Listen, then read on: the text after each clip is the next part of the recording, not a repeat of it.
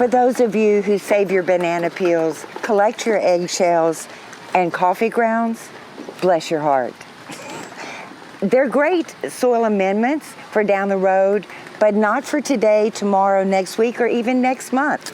That's exactly right. You know, we do need to recycle kitchen Sure. waste back into the garden. Honestly, the very best place for those things is in the compost pile or even in the worm bin, because Right. they enjoy all of those things. And you can put them directly into your garden, but don't count on them for this season's nutrition.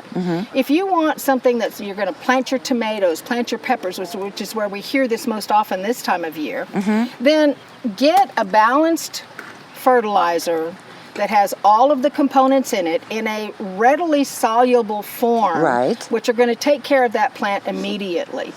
You know, eggshells, depending on how far they're crushed, may take years before that calcium is Right. actually available. So should you, is it bad to put them in your soil? No. But it's not going to take care of this year's blossom end rot on your tomatoes or Right. make your lettuce, happier. Right. They have calcium problems too. So the And very best thing calcium is is right this. there. It is, and we know we need that in our soils. Right, right. So this is really the very best way to make sure that you're taking care of this season's needs. Definitely recycle those things.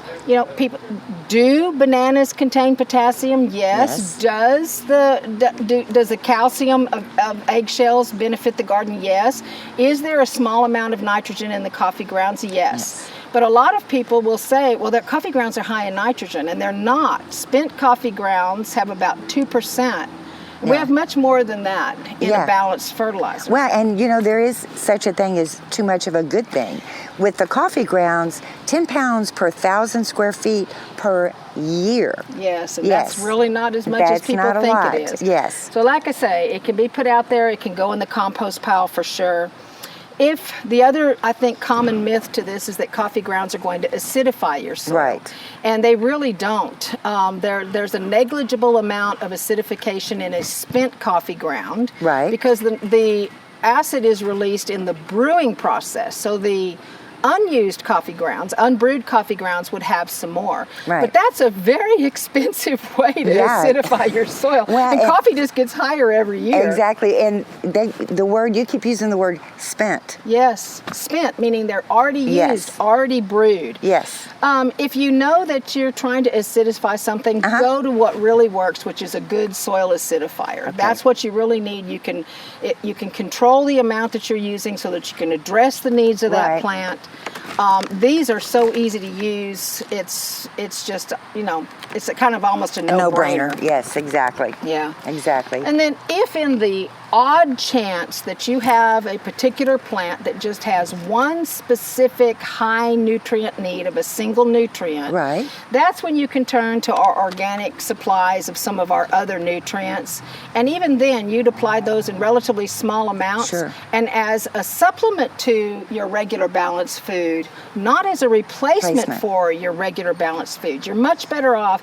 Plus, once you get to using these things in your soil on a regular basis, and you get in that habit of, for your general garden, that, half as much, twice as often, where you're literally here on the Gulf Coast, you should be fertilizing year round. Right. That stopping in the wintertime really doesn't apply to us. We do have active growing plants in the winter. So once you start that, your garden is really on autopilot as far as nutrition is concerned, and then you would just tweak for those special plants that have a unique need. Perfect.